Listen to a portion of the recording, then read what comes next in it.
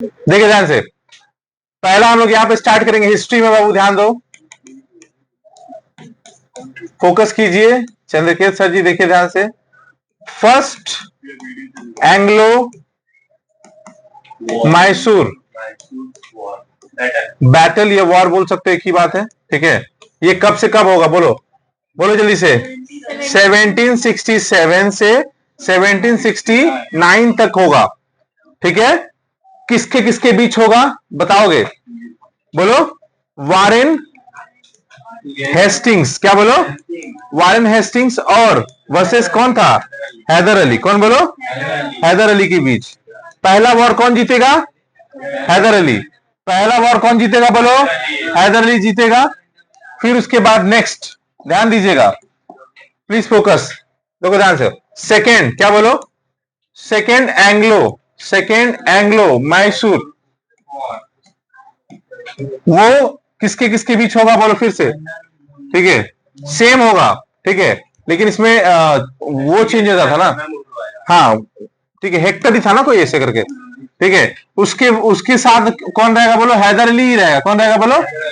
लेकिन कहानी क्या होगा, थोड़ा सा ट्विस्ट होगा।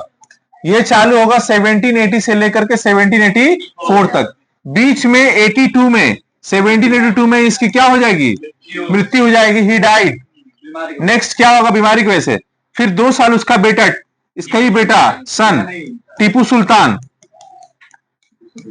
ठीक है, 2 साल तक वॉर करेगा। फिर उसकी संधि होगा, क्या होगा बोलो, संधि होगा, ठीक है ना। ट्रीटी स्टार्ट होगा, उस ट्रीटी का नाम हो, वो ट्रीटी कहां पे होगा, ट्रीटी ऑफ मछलीपट्टम, याद है, या मछलीपट्टम बोलते थे इसको, ठीक है।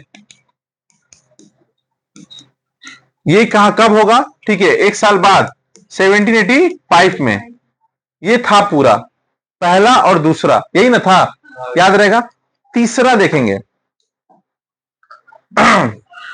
क्या लिखा हुआ है, ठीक है। पहला तो ये है कौन, लॉर्ड कार्निवालिस। कौन है बोलो, नाम याद रखो, कॉर्निवालिस या कार्निवालिस, एक ही बात है, ठीक है।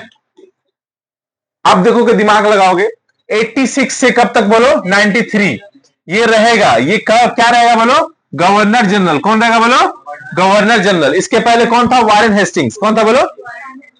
तो मैंगलोर की संधि होगी के बाद टीपू और अंग्रेज की मित्रता पर पारस्परिक जो है सद्भावना का सर्वथा अभाव रहेगा, क्योंकि इन दोनों में अंग्रेजी और क्या था बोलो, जो ये मैसूर के थे, इन लोगों में अच्छा बॉन्ड नहीं रहेगा।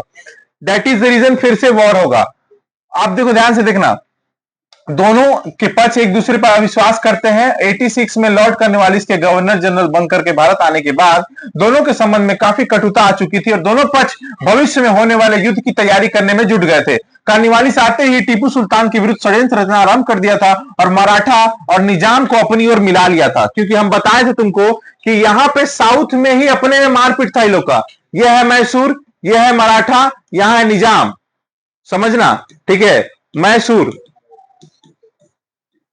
निजाम और मराठा, क्या बोलो, एक दूसरे को तीनों नहीं देखना चाहते थे, समझ रहे हो ना। अगर ये लोग एक रहते, मार के भगाया था अंग्रेजों को। प्लासी के युद्ध में क्या हुआ, मीर जाफर गद्दार अगर नहीं रहता तो क्या सिराजुद्दौला को मार पाता, 5 लाख सेना था उसके पास। तो ये लोग का खुद का गलती है ना भाई यहां पे, ठीक है। सो हम लोग यहां देखेंगे, जैसे ही मतलब मराठे और निजाम को अपनी तरफ मिला लेगा, कौन बोलो, कार्निवालिस, टीपू सुल्तान तो अकेला पड़ जाएगा ना, ठीक है। दूसरी ओर टीपू सुल्तान ने अपनी शक्ति बढ़ाने के लिए फ्रांस, अभी भी बड़ा लोहा का लोहा काटता है, ठीक है। अंग्रेज का दुश्मन कौन बोलो, फ्रांस, ठीक है। काहे कि पुर्तगाली से तो ब्याह कर लिया था ना, वो याद है ना, याद है, याद करा दे कल हम, ठीक है। चार्ल्स दूती जो है उसके साथ अफेयर, मैग्रेट के साथ अफेयर हो गया था, तो दहेज के रूप में क्या मिला था उसको, मुंबई का जो है पोर्ट मिल गया था, ठीक है, मुंबई का पोर्ट मिल गया था उसको। तो कभी पुर्तगाली उस पर अटैक कर सकता है नहीं, तो दामाद हो गया पुर्तगाल देश का। लेकिन क्या करना है उसको, फ्रांस दुश्मन था उस वक्त, तो फ्रांस जो है उस वक्त क्या करेगा, ये मैंने टीपू सुल्तान जाकर के फ्रांस से दोस्ती करेगा। दुश्मन का दुश्मन क्या होता है, दोस्त होता है, ठीक है। अब देखो कैसे यहाँ पे चालू होगा पॉलिटिक्स, ठीक है। जो है टर्की के सुल्तान, देखो टर्की को सुल्तान से भी मदद ले ली, ठीक है। टीपू को फ्रांसीसी सहायता के लिए किसी समुद्री बंदरगाह की आवश्यकता थी, अतः उसने अंग्रेजों के अधीनस्थ जो है ट्रावनकोर पर आक्रमण कर दिया और अतः कार्निवालिस ने टीपू के विरुद्ध युद्ध की घोषणा कर दी, जो 3 वर्षों तक चला और टीपू की पराजय हुई। ठीक है। बाध्य होकर के श्रीरंगपट्टम, क्या बोलो, श्रीरंगपट्टम की संधि होगी। क्वेश्चन पूछा है श्रीरंगपट्टम की संधि कौन सा युद्ध, प्रथम युद्ध, सेकंड युद्ध, थर्ड युद्ध, क्या बोलो, थर्ड, याद रहेगा ना। कौन सा वॉर में होगा श्रीरंगपट्टम, बोलो थर्ड में। ये क्वेश्चन ऐसे पूछेगा। उसके बाद बोलो संधि के अनुसार टीपू को अपना आधा राज्य अंग्रेजों और उनके मित्रों को देना पड़ेगा। देख रहे हो, आधे राज्य मांग लिया, मतलब इतना मैसूर है, उसमें आधा बोल रहा है हम लेंगे। देख रहे हो कितना अत्याचार हो रहा है। फिर उसके बाद युद्ध की क्षतिपूर्ति के लिए टीपू को कितना करोड़, देखो उसका बाप का राज चल रहा है, कितना मांग रहा है, बोलो 3 करोड़ रुपया देना पड़ेगा। और लेकिन वहां सिर्फ 1.5 करोड़ रुपया ही दे पाया। कितना दे पाया, बोलो। अरे अगर अभी किसी से मांग ले तो नहीं दे पाएंगे। ठीक है, 3 करोड़ मांग रहा है। ठीक है, अतः उसने अपने दोनों बेटों को, क्या बोलो, अंग्रेजों के पास बंधक रखना पड़ा। ये सबसे खराब था लेकिन टीपू के लिए सबसे खराब यही था। हम ज्यादा समझते हैं। बोल अंग्रेज बोल दिया कि तुमको अपना बेटा हमको बंधक देके रखना पड़ेगा, अगर तुम्हारा बेटा मेरे पास रहेगा तो तुम मेरे कब्जे में रहोगे। समझ रहे हो ना। मतलब जैसे औरंगजेब किया था, संभाजी महाराज को, ठीक है, कैद कर लिया था, उनका बेटा को छोड़ दिया, मैंने उनके पास रख दिया था जब आगरा गए थे ना। ठीक है, क्या नाम है, शिवाजी महाराज, तो उनके संभाजी महाराज को औरंगजेब रख लिया था। ठीक है, तो वही बात हम कहना चाहते हैं कि ये लोग का टेक्निक ऐसा था कि ये लोग क्या करता था, उसका बेटा को ही अपने पास रखता था कि राजा कुछ कर नहीं पाए, राजा कुछ कर नहीं पाए। आगे देखो, फिर उसके बाद अब कौन आएगा, बोलो। सबका पहले नाम याद करते रहो। इसके पहले कौन था, वारेन हेस्टिंग्स। उसके पहले कौन था, रॉबर्ट क्लाइव। ठीक है, उसका रॉबर्ट क्लाइव, वारेन हेस्टिंग्स, कार्निवालिस। अब कौन आ रहा है, बोलो, लॉर्ड वेलेस्ली।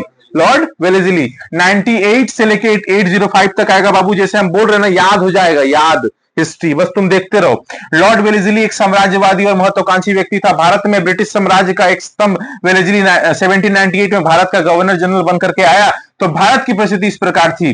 पहला, भारतीय शासकों को फ्रांसीसी की सहायता मिल रही थी कि नहीं मिल रही थी। ठीक है, ब्रिटिश साम्राज्य की स्थापना के लिए भारतीय राजाओं और फ्रांसीसियों के संबंध में समाप्त करना जरूरी था, क्योंकि फ्रांस और भारतीय राजा एक हो रहे थे और अंग्रेज कभी बॉन्ड बना पाएगा, नहीं बना पाएगा। इसी से अंग्रेज क्या कर रहा था, इन लोगों में झगड़ा लाएगा। फिर उसके बाद क्या है, अधिकांश भारतीय राज्य आंतरिक संघर्ष से परेशान थे और बाहरी आक्रमण का सामना करने की स्थिति में नहीं थे। कई राज्य तो अपनी आंतरिक सुरक्षा को भी नहीं कर पा रहे थे। उसके बाद क्या बोलो, मराठे और निजाम अंग्रेजों को भारत से बाहर खदेड़ने की योजना बनाने लगे थे। जो मराठा और निजाम उसका दोस्त था, वो भी लोग क्या हो गया, दुश्मन होने लगा। तो वेलेस्ली अब क्या लगाएगा, अब दिमाग लगाएगा, कैसे हम भारत को क्या करेंगे, बोलो, एक कब्जा करके एक ही खाली अंग्रेज का राज रहेगा, ना फ्रांसीसी, ना कोई राजा, ना कोई स्पेनिश, ना कोई पुर्तगाल, सिर्फ कौन रहेगा, अंग्रेज रहेगा, ब्रिटिशर रहेगा। यही इसका टेक्निक होगा। और आगे जाकर के जो योजना बनाएगा वेलेस्ली, वो हम लोग कल पढ़ेंगे अगले क्लास में। समझ में आया कि नहीं आया, यहां तो कोई दिक्कत है? ओके।